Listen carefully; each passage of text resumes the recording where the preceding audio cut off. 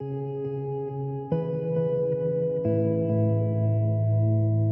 met 4 years ago through some mutual friends, and I was in the second year of my undergraduate studies and she was in her first. She was studying biological sciences, as was I.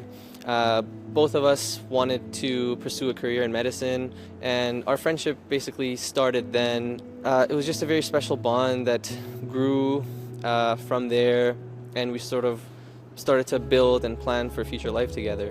Thinking back last year, it was such a happy and hopeful time for all of us. Saba had applied for medical school. Her sister had recently moved to the United States to study clinical psychology, and that was her passion. And it was sort of, within our group, we were all taking steps towards our future plans and our goals.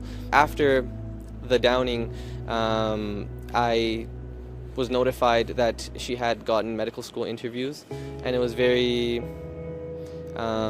devastating, specifically that news, because it was something that we both worked so hard together to achieve, and seeing that these invites came in her absence was very painful for me.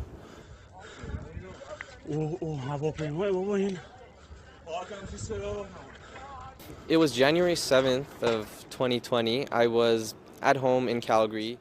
I received a text from my mom asking me what flight Saba and her family were on, and I replied with a flight number PS752 because I was speaking with her in the airport, and we'd been in touch until they boarded the plane, and that's when she lost Wi-Fi. And I was expecting for the flight to take off. I was actually checking the flight path and the data on the flight. I was continuously checking, and then I saw a virtual position of the flight which showed it had left Iranian airspace, and it was going en route. So when my mom texted me this asking me, I wasn't too worried, but 10-15 minutes later, one of my friends messaged me asking me the same thing, and that's when I found out. And it was just so shocking. I guess in a way I couldn't believe that this had happened, but there was just such a sense of shock and pain within me. I just got up, quickly packed up my belongings, and I started heading towards Edmonton.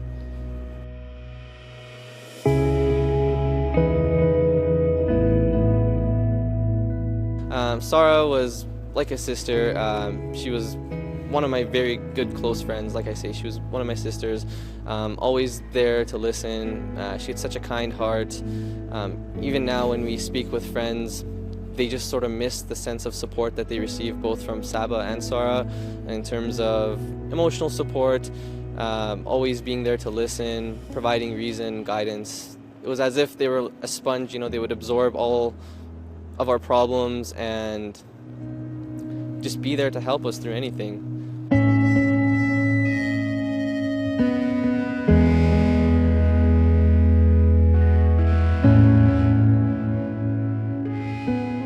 She was a physician for her profession, but within the community, she was very active as well. Whenever there was any sort of fundraisers within the Iranian community where they'd be selling food for a charitable cause, their fridge was always filled with those items. They were always there to support any initiative that was going on.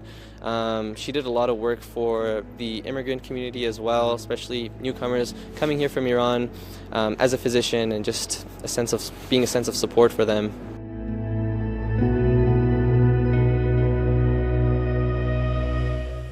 There's 55 Canadians and 30 permanent residents. I believe there's over 130 passengers bound for Canada.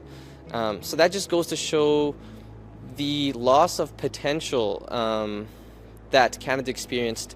Many were students, academics, professors. They were all valuable members of Canadian society, contributing to the development of science, engineering, medicine, various fields.